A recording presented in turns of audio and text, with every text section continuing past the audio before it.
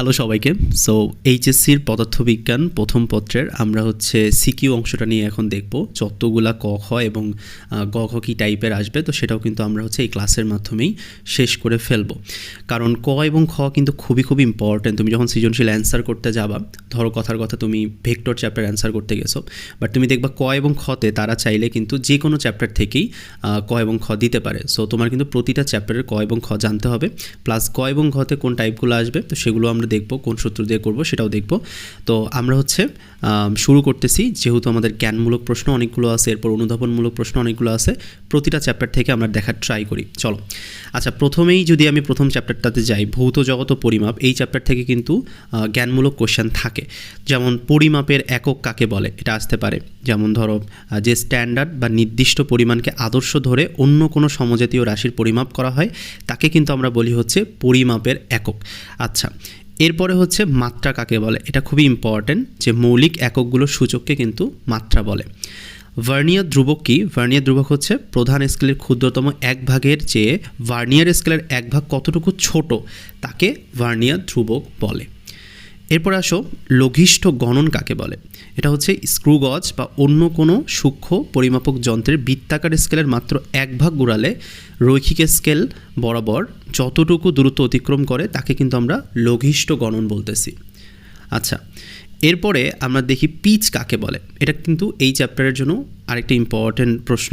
তো স্ক্রু গজের বৃত্তাকার স্কেলটিকে একবার যদি আমি সম্পূর্ণ ঘুরাই, তখন এর যে রৈখিক স্কেল বরাবর দূরত্ব যতটুকু অতিক্রম করে তাকে কিন্তু আমরা হচ্ছে পিচ বলি। সো আমার এই ক্লাসের সাথে সাথে তোমরা এই জিনিসগুলো একটু রিভিশন করে নাও, বা যারা আগে থেকে পড়ো নাই তারা হচ্ছে ক্লাসের মধ্যেই মুখস্থ করার ট্রাই করো। দরকার পড়লে এই ক্লাসটা পজ করে তুমি হচ্ছে মুখস্থ করো, তাহলে কি হবে, তোমার হচ্ছে ক্লাসের মধ্যে পড়া হয়ে যাবে। ভেক্টর থেকে আমাদের জ্ঞানমূলক প্রশ্ন কি থাকবে। একক ভেক্টর কাকে বলে, অর্থাৎ যে ভেক্টরের মান এক একক তাকে আমরা একক ভেক্টর বলি। এতটুকু দিলেও কিন্তু আমাদের মার্ক দিয়ে দিবে, ঠিক আছে। অবস্থান ভেক্টর কাকে বলে, যে প্রসঙ্গ কাঠামোর মূল বিন্দুর সাপেক্ষে কোনো বিন্দুর অবস্থান যে ভেক্টরের সাহায্যে প্রকাশ করা হয় তাকে আমরা অবস্থান ভেক্টর বলতেছি। আচ্ছা, নাল ভেক্টর বা শূন্য ভেক্টর কি, যে ভেক্টরের মান শূন্য তাকে কিন্তু আমরা হচ্ছে শূন্য ভেক্টর বলতেছি। আর স্কেলার গুণন কাকে বলে, এটা অনেকবার আসছে, যে দুটি ভেক্টরের গুণফল যদি একটি স্কেলার হয় তাহলে আমরা হচ্ছে এটাকে বলবো স্কেলার বা ডট গুণন, ঠিক আছে। অনেক সময় দেখা গেছে যে স্কেলার গুণন না দিয়ে ডট গুণন দিতে পারে, তো একই হিসাব। ভেক্টর ক্ষেত্র কি, যে কোনো অঞ্চলের যে স্থানে একটি ভেক্টর রাশি সংজ্ঞায়িত থাকে এবং অঞ্চলের প্রতিটা বিন্দুতে ভেক্টরটির একটি নির্দিষ্ট মান এবং দিক থাকে তাকে আমরা ভেক্টর ক্ষেত্র বলি। আচ্ছা, সলিনয়েডাল ভেক্টর কি, এটা হচ্ছে কোনো ভেক্টর ক্ষেত্রের ডাইভারজেন্স যদি শূন্য হয় তাহলে কিন্তু এটা সলিনয়েডাল। তো এই জ্ঞানমূলক প্রশ্নগুলো কিন্তু অনেক সময় এমসিকিউ আকারেও চলে আসে। সো এক ঢিলে দুই পাখি মারা হয়ে যাচ্ছে, জ্ঞানমূলকও আমরা পড়তেছি, এমসিকিউ পড়তেছি। আচ্ছা, ভেক্টরের কার্ল কাকে বলে, এটা হচ্ছে ভেক্টর ডিফারেনশিয়াল অপারেটরের সাথে কোনো ভেক্টর ক্ষেত্রের ক্রস গুণফলকে আমরা কিন্তু ভেক্টরের কার্ল বলতেছি। এটা কিন্তু অনেকবার আসছে, কার্ল, ডাইভারজেন্স, সলিনয়েডাল এগুলো আসে। গতিবিদ্যাতে যাই, অধ্যায় 3। প্রাস বা প্রজেক্টাইল কি, কোনো বস্তুকে আনুভূমিকের সাথে তির্যকভাবে শূন্যে যদি নিক্ষেপ করি তাহলে তাকে কি বলবো আমরা, প্রাস বা প্রজেক্টাইল। আচ্ছা, বিচরণকাল কাকে বলে, যে প্রাস নিক্ষেপের মুহূর্ত থেকে শুরু করে আবার ভূমি বা একই আনুভূমিক তলে ফিরে আসার মধ্যবর্তী সময়কে আমরা কিন্তু বিচরণকাল বা উড্ডয়নকাল বলে থাকি। ওকে, আচ্ছা, আনুভূমিক পাল্লা অনেকবার আসছে। প্রাস তার বিচরণকালে আনুভূমিক দিকে সর্বোচ্চ যে দূরত্ব অতিক্রম করবে তাকে হচ্ছে আমরা বলবো আনুভূমিক পাল্লা। আচ্ছা, কৌণিক বেগ কাকে বলে, কৌণিক বেগ হচ্ছে বৃত্তাকার পথে ঘূর্ণনশীল কোনো কণার সময়ের সাপেক্ষে কৌণিক সরণের পরিবর্তনের হারকে কৌণিক বেগ বলে। তার মানে কৌণিক সরণের পরিবর্তন যখন হবে তখন তাকে আমরা হচ্ছে কৌণিক বেগ বলবো। আচ্ছা, যেহেতু বেগের সাথে সরণের একটা সম্পর্ক আছে। তাৎক্ষণিক ত্বরণ কাকে বলে, যে গতিশীল কোনো বস্তুর অত্যন্ত ক্ষুদ্র সময়ের ব্যবধানে বেগের পরিবর্তনের হার, তার মানে বেগের পরিবর্তনের হারকেই কিন্তু আমরা হচ্ছে তাৎক্ষণিক ত্বরণ বলতেছি। আচ্ছা, এরপরে আমরা নিউটনীয় বলবিদ্যাতে যাই, যেখানে কি ইম্পর্ট্যান্ট এবছরের জন্য জ্ঞানমূলক প্রশ্ন আছে। প্রথম হলো বল কাকে বলে, যা স্থির বস্তুর উপর ক্রিয়া করে গতিশীল করে বা করার চেষ্টা করে এবং গতিশীল বস্তুর উপরে গতিশীল বস্তুর উপরে যে প্রভাব ফেলে গতির পরিবর্তন করে বা চেষ্টা করে তাকে আমরা বল বলতেছি। ওকে, তো বলের সংজ্ঞাটা কিন্তু খুব ক্লিয়ারভাবে জানা উচিত, কারণ বলটা কিন্তু দেখা গেছে যে ম্যাক্সিমাম ক্ষেত্রেই আগের বছরগুলোতে কিন্তু ছিল। তো বল আমরা কিন্তু এখানে মুখস্থ করবো খুব ভালো মতো। জড়তা কি, জড়তাটাও খুবই খুবই ইম্পর্ট্যান্ট, যে বস্তু যে অবস্থায় আছে চিরকাল সেই অবস্থায় থাকতে চাওয়ার যে প্রবণতা বা ধর্ম, তাকে আমরা জড়তা বলতেছি। জড়তার ভ্রামক অনেক ইম্পর্ট্যান্ট। ঘূর্ণনশীল কোনো দৃঢ় বস্তুর প্রতিটি কণার ভর এবং ঘূর্ণন অক্ষ থেকে তাদের নিজ নিজ দূরত্বের বর্গের গুণফলের সমষ্টিকে ওই অক্ষের সাপেক্ষে বস্তুর জড়তার ভ্রামক বলে। আচ্ছা, চক্রগতির ব্যাসার্ধ কাকে বলে? কোনো দৃঢ় বস্তুর সমগ্র ভর যদি একটি নির্দিষ্ট বিন্দুতে পুঞ্জীভূত ধরা হয়, যাতে ঘূর্ণন অক্ষের সাপেক্ষে ওই পুঞ্জীভূত ভরের জড়তার ভ্রামক সমগ্র বস্তুর জড়তার ভ্রামকের সমান হয়, তবে অক্ষ থেকে ওই বিন্দুর দূরত্বকে চক্রগতির ব্যাসার্ধ বলে। সো এটা একটু তোমার কাছে টাফ লাগতে পারে, যে একটু বড় লাগতে পারে, বাট তুমি একটু ক্লাসটা পজ রেখে এইটা পড়ে ফেলো যে চক্রগতির ব্যাসার্ধ কাকে বলে। টর্ক কাকে বলে? খুব ইম্পর্টেন্ট। ঘূর্ণনশীল কোনো বস্তুর ঘূর্ণন বলের লব্ধির প্রভাবকে টর্ক বা বলের ভ্রামক বলে। অনেক সময় টর্ক না দিয়ে বলের ভ্রামক কাকে বলে এটাও আসতে পারে। আচ্ছা, বলের ঘাত কি? যে কোনো বস্তুর উপর প্রযুক্ত বল এবং বলের ক্রিয়াকালের গুণফলকে বলের ঘাত বলে। এতটুকু দিলেই হবে। ঘাত বল কাকে বলে? খুব অল্প সময়ের জন্য কোনো বস্তুর উপর যে খুব বড় মানের বল প্রযুক্ত হয় তাকে আমরা ঘাত বল বলি। ঘাত বলের একটা এক্সাম্পল হচ্ছে হাতুড়ির আঘাত, এটা জেনে রাখতে হবে। কেন্দ্রমুখী বল কাকে বলে? যে কোনো বস্তু বৃত্তাকার পথে ঘুরতে থাকলে বৃত্তের কেন্দ্রের দিকে ব্যাসার্ধ বরাবর যে বল কাজ করে তাকে আমরা কেন্দ্রমুখী বল বলি। এরপর আছে রাস্তার ব্যাংকিং, যে চলন্ত গাড়ি নিরাপদে বাঁক নেওয়ার জন্য বাঁকানো রাস্তার ভেতরের প্রান্ত অপেক্ষায় বাইরের প্রান্তকে সামান্য উঁচু করাকে রাস্তার ব্যাংকিং বলে। এরপরে আসো যে আমরা কাজ ক্ষমতা শক্তি চ্যাপ্টারে যাই, 5 নম্বর চ্যাপ্টার, যে কাজ কাকে বলে? যে কোনো বস্তুর উপর বল প্রয়োগ করলে যদি বস্তুর স্মরণ ঘটে, এবং এখানে খুবই ইম্পর্টেন্ট জিনিস, এই সংযুক্ত জিনিসটা যুক্ত করতে হবে, সেটা হচ্ছে প্রযুক্ত বল এবং বলের দিকে স্মরণের উপাংশের গুণফলকে কাজ বলে। কেউ যদি জাস্ট এতটুকু দেয় যে প্রযুক্ত বল এবং বলের দিকে স্মরণের উপাংশের গুণফলকে কাজ বলে, তাহলেও তাকে নাম্বার দিবে। এরপর আসো বলের দ্বারা কাজ বা ধনাত্মক কাজ কাকে বলে? যে বল প্রয়োগে যদি বস্তুর স্মরণ বলের অভিমুখে বা বলের দিকে সূক্ষ্ম কোণে ঘটে, এই যে ইম্পর্টেন্ট, সূক্ষ্ম কোণে ঘটে, তখন আমরা বলবো হচ্ছে ধনাত্মক। এটা কিন্তু এমসিকিউর জন্য ইম্পর্টেন্ট। আচ্ছা, সংরক্ষণশীল বল কাকে বলে? যে বল দ্বারা কোনো বস্তুকে সম্পূর্ণ এক চক্র ঘুরিয়ে আনলে কৃতকাজের পরিমাণ শূন্য হয়। কৃতকাজ শূন্য হইলে এটা সংরক্ষণশীল বল। অসংরক্ষণশীল বল কোনটা? যে যদি কৃতকাজ শূন্য না হয় তাহলে অসংরক্ষণশীল বল। সো এটা কিন্তু জাস্ট ভাইস ভার্সা। গতিশক্তি কাকে বলে? যে কোনো গতিশীল বস্তু তার গতির জন্য কাজ করার যে সামর্থ্য লাভ করে তাকে গতিশক্তি বলে। সিম্পল। স্প্রিং ধ্রুবক কাকে বলে? একটি স্প্রিংয়ের মুক্ত প্রান্তের একক সরণ বা দৈর্ঘ্য বৃদ্ধি ঘটাতে যে পরিমাণ প্রত্যয়নী বলের সৃষ্টি হয়। প্রত্যয়নী বল কিন্তু খুব ইম্পর্টেন্ট, এখানে মেনশন করতে হবে। প্রত্যয়নী বল সৃষ্টি হয় তাকে ওই স্প্রিংয়ের স্প্রিং ধ্রুবক বা বল ধ্রুবক বলে। পরীক্ষায় স্প্রিং ধ্রুবকও আসতে পারে, বল ধ্রুবকও আসতে পারে। কর্মদক্ষতা কাকে বলে? কোনো যন্ত্র থেকে প্রাপ্ত মোট লভ্য কার্যকর শক্তি এবং যন্ত্রে মোট শক্তির অনুপাতকে, তার মানে অনুপাত চাইছে যে মোট লভ্য কার্যকর শক্তি এবং যন্ত্রে মোট প্রদত্ত শক্তির অনুপাতকে কর্মদক্ষতা বলে। কর্মদক্ষতা অনেকবার আসছে। মহাকর্ষ অভিকর্ষ চ্যাপ্টারে মহাকর্ষ কাকে বলে? যে এই মহাবিশ্বের যে কোনো দুটি বস্তুর মধ্যে যে আমাদের পারস্পরিক আকর্ষণ বল তাকে আমরা বলি মহাকর্ষ।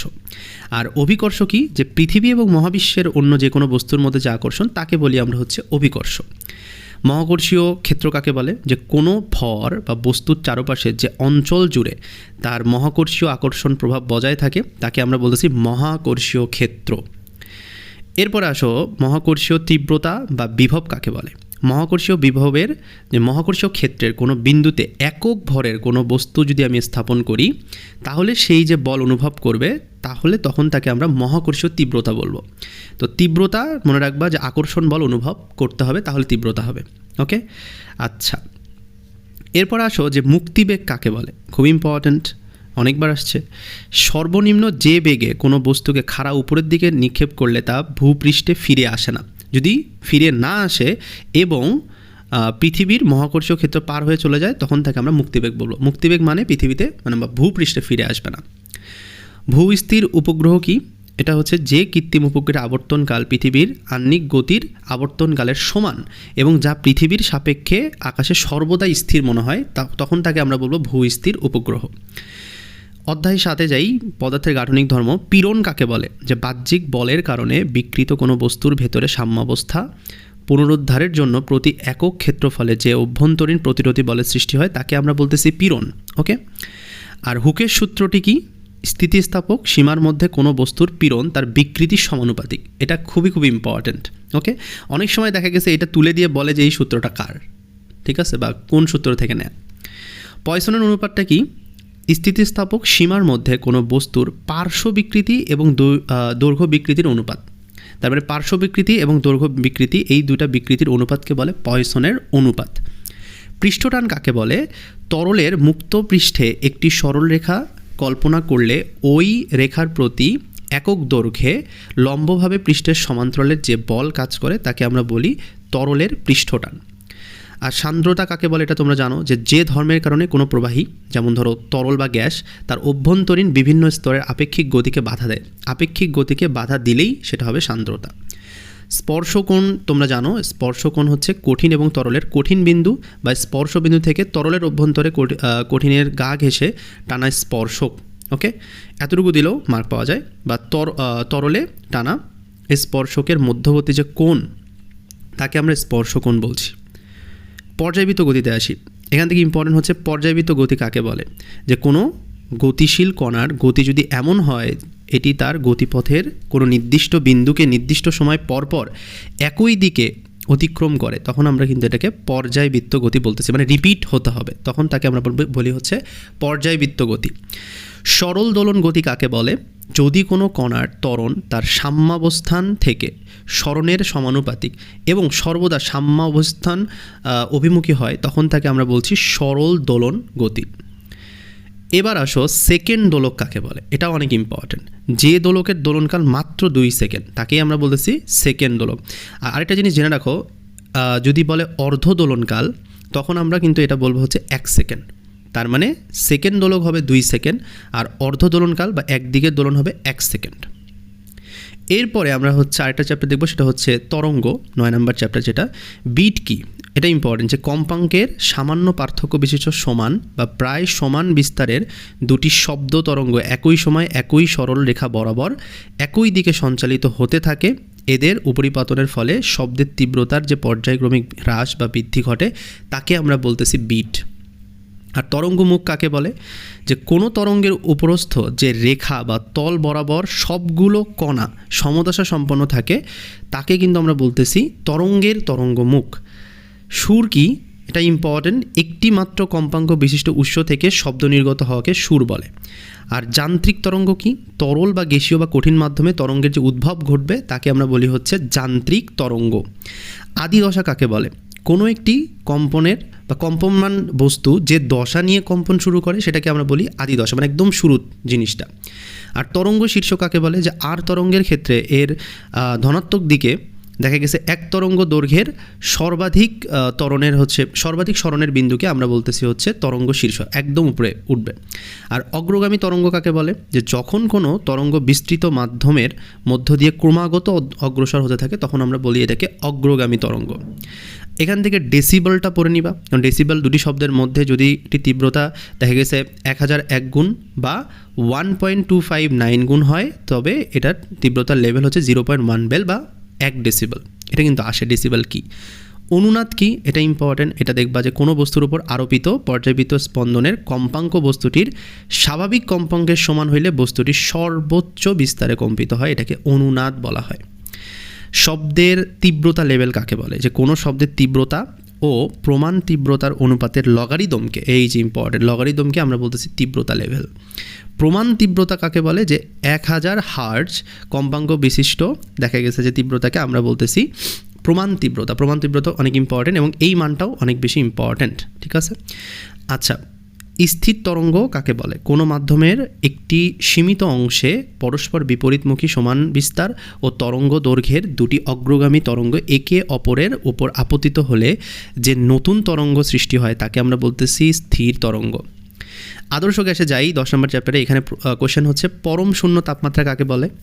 যে তাপমাত্রায় পৌঁছালে তাত্ত্বিকভাবে কোনো গ্যাসের আয়তন ও চাপ শূন্য হয়। আয়তন এবং চাপ যদি শূন্য হয়ে যায় তখন তাকে আমরা বলি হচ্ছে পরম তাপমাত্রা, এবং এটা 0 কেলভিন, ওকে, বা -273 ডিগ্রি সেলসিয়াসও থাকতে পারে।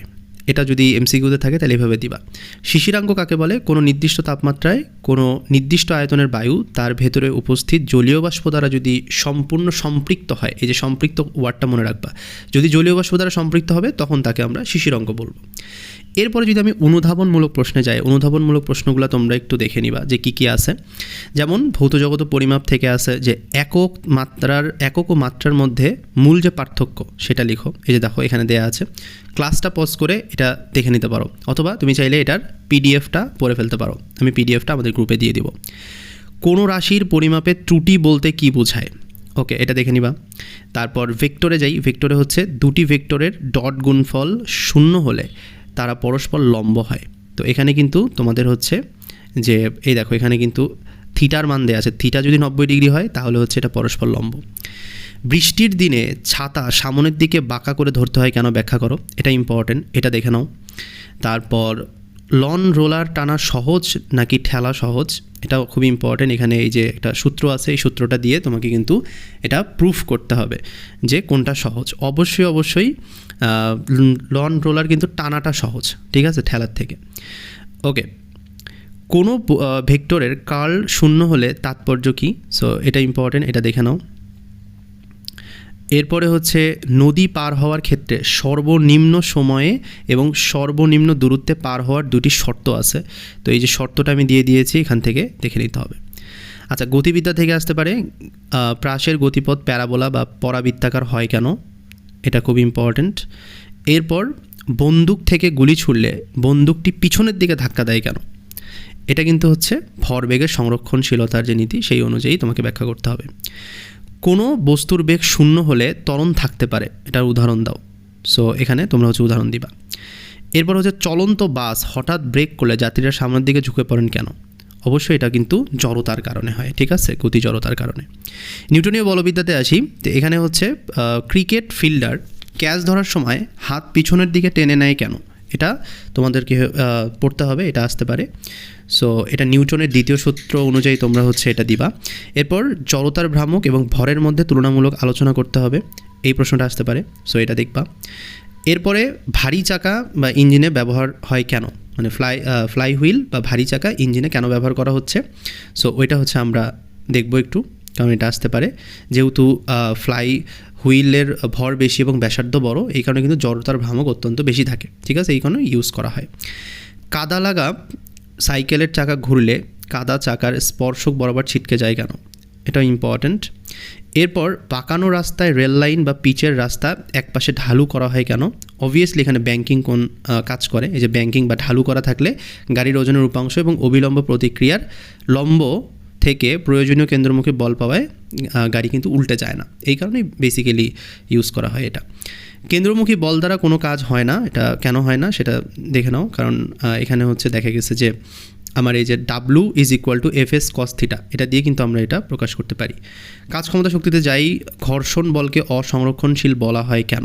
কারণ এক পূর্ণচক্রে মোট কাজ 0 হয় না, ঠিক আছে, এই জন্য অসংরক্ষণশীল বলা হয়। তোমরা তো জানো সংরক্ষণশীল মানে হলো 0 হবে, আর 0 না হলে অসংরক্ষণশীল। কোনো বস্তুর ভরবেগ দ্বিগুণ করলে গতিশক্তি 4 গুণ হয় কেন? এই যে সূত্র আছে p²/2m, তো এটা দিয়েই তোমরা হচ্ছে এখান থেকে এটা বের করে ফেলতে পারবা যে ভরবেগ দ্বিগুণ করা হলে গতিশক্তি পরিবর্তিত হয়ে 4 গুণ হয়ে যাবে। এটা এমসিকিউ এর জন্য অনেক ইম্পর্ট্যান্ট। কুয়া থেকে পানি তোলার ক্ষেত্রে পাম্পের কর্মদক্ষতা 100% হওয়া সম্ভব নয় কেন? এটা খুব ইম্পর্ট্যান্ট, এটা দেখবা। স্প্রিংকে সংকুচিত করলে তার মধ্যে শক্তি জমা হয় কেন? এটা ইম্পর্ট্যান্ট। এরপর মহাকর্ষ অভিকর্ষের মধ্যে আসি, যে পৃথিবীর মেরু অঞ্চলের বস্তুর ওজন বেশি কিন্তু বিষুব অঞ্চলের কেন কম? সো সেই ব্যাখ্যাটা এখানে দেওয়া আছে, যেহেতু বস্তুর ওজন দেওয়া আছে এবং অভিকর্ষ ত্বরণের সূত্র দেওয়া আছে। সো এই দুইটা দিয়ে তোমরা কিন্তু হচ্ছে প্রমাণ করে ফেলতে পারবা। মহাশূন্যচারীরা কৃত্রিম উপগ্রহে নিজেকে ওজনহীন কেন অনুভব করেন?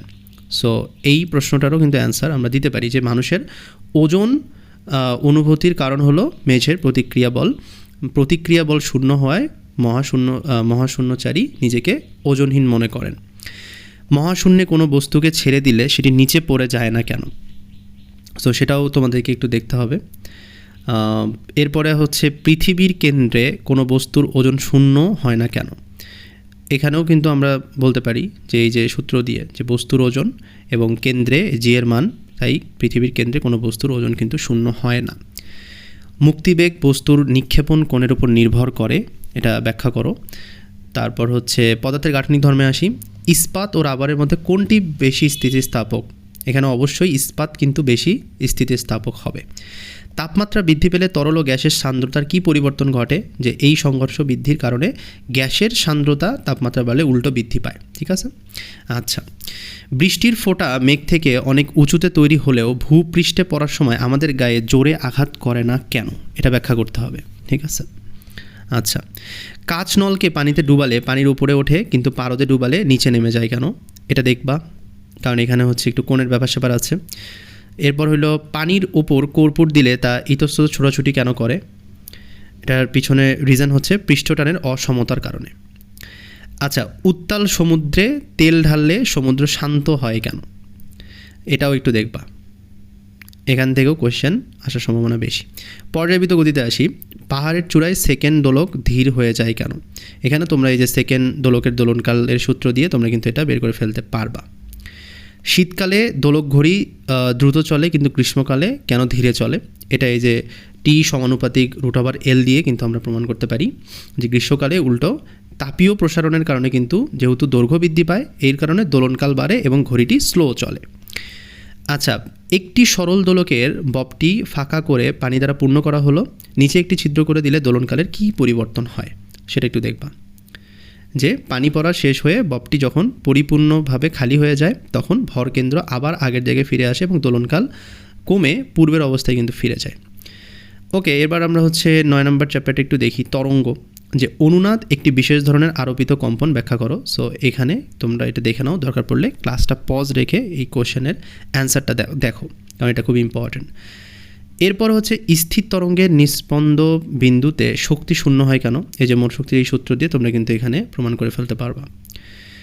তবলায় আঘাত করলে জোরালো শব্দ সৃষ্টি হয়, আবার দেয়ালে আঘাত করলে ততটা জোরালো সৃষ্টি হয় না কেন শব্দ? তো সেটার ব্যাখ্যা করতে হবে। তো এটাও কিন্তু খুবই খুবই ইম্পর্ট্যান্ট। এরপর যদি আমি 4 নম্বরে তরঙ্গের বিস্তারের সাথে তীব্রতার পরিবর্তন ব্যাখ্যা করতে হবে, এটাও ইম্পর্ট্যান্ট। আচ্ছা, আদর্শ গ্যাসে যদি আমি যাই, হ্রদের তলদেশ থেকে বায়ু বুদবুদ হয়ে উপরে উঠলে তার আয়তন বৃদ্ধি পায় কেন? এই যে সূত্র দিয়ে আমরা প্রমাণ করতে পারবো, ব্যস্তানুপাতিক সূত্র দিয়ে। এরপর পরম শূন্য তাপমাত্রার নিচের কোনো তাপমাত্রা হওয়ার সম্ভব নয় কেন? ঠিক আছে, পরম মানে শূন্য তাপমাত্রার নিচে কোনো তাপমাত্রা কেন হওয়া যাবে না বা কেন সম্ভব না সেটা ব্যাখ্যা করতে হবে। এটা চার্লস বা বয়েলের গ্যাসের সূত্র অনুযায়ী তুমি কিন্তু এটা ব্যাখ্যা করতে পারবা। গ্রীষ্মকাল অপেক্ষায় বর্ষাকালে কাপড় দেরিতে শুকায় কেন? এটা ইম্পর্ট্যান্ট, এটা দেখবা। মেঘলা রাতে শিশির জমার পরিমাণ কম হয় কেন? ওকে, এটার পিছনে কয়েকটা রিজন আছে, তো এখানে এটা উল্লেখ করা আছে। জলোচ্ছ্বাসের বা সাইক্লোনের আগে বায়ুমণ্ডলের হঠাৎ চাপ কেন কমে যায়? সো এটা দেখবা। বাস্তব গ্যাসগুলো আদর্শ গ্যাসের সমীকরণ মেনে চলে না কেন? এখানে এই যে সূত্রটা আছে, আদর্শ গ্যাসের সমীকরণ পুরোপুরি মেনে চলে না। ওকে, এরপরে আমরা সমন্বিত কিছু মিক্স জিনিসপাতি দেখি, যেহেতু চ্যাপ্টারগুলো থেকে একটু কমপ্লেক্স টাইপের তোমার কোয়েশ্চেন আসে। কোনটা আসতে পারে? ভরবেগের নিত্যতা সূত্রটি নিউটনের তৃতীয় গতিসূত্রের একটি রূপান্তর। সো এই কোয়েশ্চেনটা কিন্তু অনেকবার আসছে আগে, সো এটা দেখে নাও। পাহাড়ের রাস্তায় চলার সময় হর্ন বাজানো বাধ্যতামূলক করা হয় কেন? এটাও দেখে নাও, খুব ইম্পর্ট্যান্ট। দৃষ্টিসীমার সীমাবদ্ধতা দূর করতে কিন্তু পাহাড়ের রাস্তায় হর্ন বাজানো বাধ্যতামূলক, এটা একটা থিওরি কোয়েশ্চেন। কোনো কণার কৌণিক ভরবেগ ধ্রুবক থাকার সত্যটি বুঝিয়ে লেখো। এখানে এই যে তোমার টর্কের মানে এই যে সূত্র দিয়ে তুমি কিন্তু মিলাই ফেলতে পারবা। শীতকালে আমাদের চামড়া বা ঠোঁট ফেটে যায় কেন? আর্দ্রতার আলোকে কিন্তু ব্যাখ্যা করতে হবে। আচ্ছা, এখানে করা আছে। এরপরে আসো, ঘড়ির কাঁটার গতি পর্যায়বৃত্ত গতি হলেও সরল দোলন গতি নয় কেন? খুবই খুবই ইম্পর্ট্যান্ট। ওকে, একটি হালকা বস্তু ও একটি ভারী বস্তুর গতিশক্তি সমান হলে কোনটির ভরবেগ বেশি হবে? এখানে কিন্তু আমরা যে ভরবেগের সূত্রটা দিয়ে ইজিলি হচ্ছে এটা প্রমাণ করতে পারবো যে ভারী বস্তুটির ভরবেগ হালকা বস্তুটির চেয়ে বেশি হবে। পাহাড়ের উপর রান্না করতে বেশি সময় লাগে, এটা গ্যাসের সূত্রের সাহায্যে ব্যাখ্যা করতে হবে। তো এখানে কিন্তু আমরা হচ্ছে এটা ব্যাখ্যা করতেছি যে যদি পাহাড়ের উপর রান্না করি তখন কিন্তু আমাদের বেশি সময় লাগতেছে। কেন লাগতেছে? এই যে ব্যাখ্যাগুলো দেয়া আছে। এরপর যদি আমি গ এবং ঘতে যাই, তো সেক্ষেত্রে দেখা গেছে ভৌত জগৎ থেকে তো তোমার মেইনলি দেখা গেছে গ নাম্বার ছাড়া আসলে থাকে না সেরকম। তো এইটাকে আসলে একটু তুমি হচ্ছে ওভারলুক করে যাবা সৃজনশীলের জন্য, বাট তারপরেও যে টাইপ থেকে কোশ্চেন আসবে গ এবং ঘতে আসতে পারে, যেমন বক্রতার ব্যাসার্ধ বা ভার্নিয়ার ধ্রুবক থেকে আসতে পারে, অথবা লঘিষ্ঠ গুণন বা ত্রুটি থেকে আসতে পারে। তো এটা হচ্ছে প্রথম চ্যাপ্টারের এক্সক্লুসিভ সাজেশন গ এবং ঘ এর জন্য। ভেক্টর থেকে আসলে নদী নৌকার ম্যাথ এবং ছাতা ধরা ম্যাথ আসে, সো এটা যদি তোমার কমপ্লিট করা থাকে তাহলে কোনো প্রবলেম নাই। এরপর গতিবিদ্যা থেকে প্রাস এই টপিকটা পড়লেই হচ্ছে। নিউটনীয় বলবিদ্যাতে জড়তার ভ্রামক, ব্যাংকিং কোণ এবং সংঘর্ষটা দেখে যাও জাস্ট এই গ এবং ঘ এর জন্য।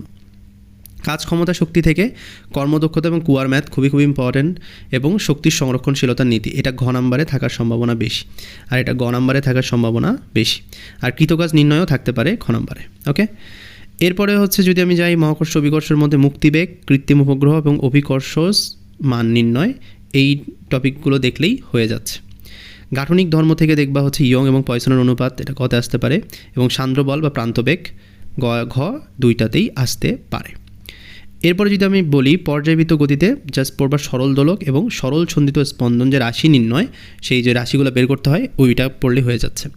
তরঙ্গ চ্যাপ্টারটা স্কিপ করার ট্রাই করবা, এখানে বিট, তীব্রতার লেভেল, রাশিমালা নির্ণয়, অগ্রগামী তরঙ্গ থেকেই কিন্তু কোশ্চেন আসে, সো এক সেট কোশ্চেন এখান থেকে কমন পাওয়ার সম্ভাবনা বেশি। আর আদর্শ গ্যাস এবং গ্যাসের গতিতত্ত্ব থেকে আপেক্ষিক আর্দ্রতা, গ্যাসের গতিশক্তি নির্ণয় এবং হচ্ছে হ্রদের গভীরতা নির্ণয় থেকে গ এবং ঘয়ের সেট কিন্তু থাকবে। তো আমার রেকমেন্ডেশন থাকবে আদর্শ গ্যাসের গতিতত্ত্ব থেকে অ্যান্সার করো, এরপর হচ্ছে পর্যায়বৃত্ত গতি থেকে অ্যান্সার করো, দুইটা হয়ে গেল। এরপরে কাজ ক্ষমতা থেকে একটা অ্যান্সার করো, তিনটা হয়ে গেল। নিউটনীয় বলবিদ্যা থেকে একটা অ্যান্সার করো, চারটা হয়ে গেল। এবং ভেক্টর থেকে একটা অ্যান্সার করো, পাঁচটা হয়ে গেল। সো এটা হচ্ছে আমার রেকমেন্ডেশন। আর এই যে ক্লাসের পিডিএফটা, সেটা আমি হচ্ছে আমাদের যে গ্রুপ আছে সেখানে আপলোড করে দিব। তো হোয়াটসঅ্যাপ নাম্বারে আমাকে মেসেজ দিয়ে গ্রুপে একটু অ্যাড হয়ে যাও, তো ওখানেই কিন্তু হচ্ছে তুমি পেয়ে যাবা। দেখা হচ্ছে নতুন ক্লাসে। ধন্যবাদ সবাইকে।